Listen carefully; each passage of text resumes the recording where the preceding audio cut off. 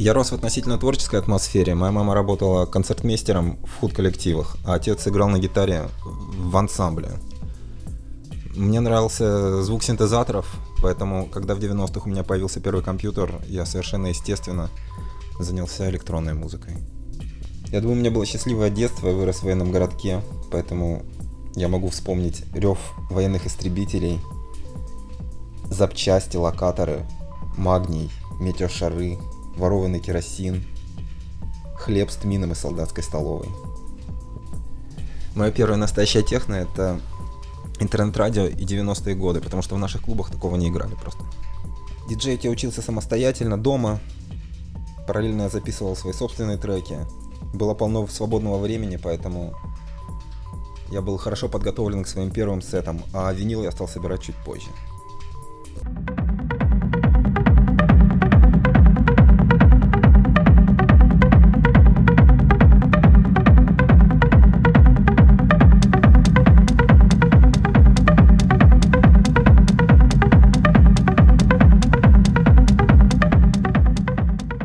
Как правило, трек я начинаю с басовой секвенции, потом добавляю кик и записываю его лайвом. Но иногда я накапливаю дорожки и заканчиваю его через несколько дней. Чаще всего я использую рандомайзеры и LFO-модуляторы.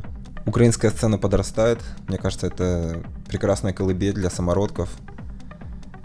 Есть несколько классных фестивалей в год, пара виниловых магазинов и, слава богу, безвизовый режим в Европу.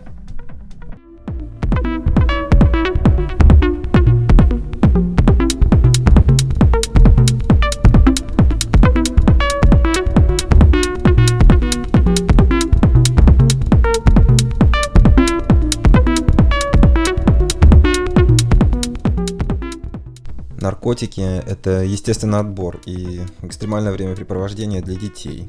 Я отношусь к этому нормально, только если у тебя хватает ума грамотно этим распоряжаться. И это несовместимо с нормальной семейной жизнью.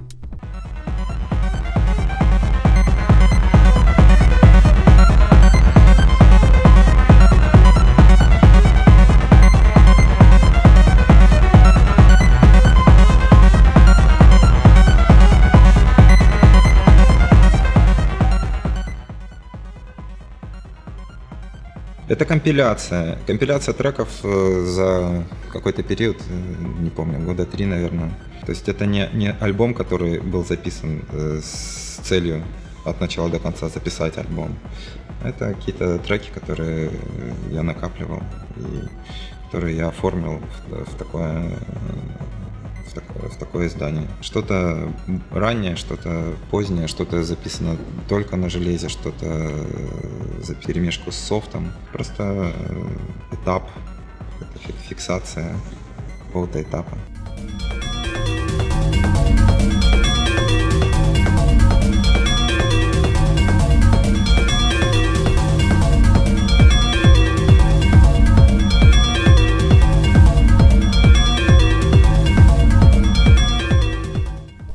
Да, я люблю фотографировать и публиковать картинки на обложках своих релизов.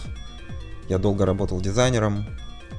Сейчас увлечение фотографией набирает силу. Я начал активно выставляться и знакомиться с заграничными галереями. Возможно, в будущем я найду свое место и в мире визуального искусства.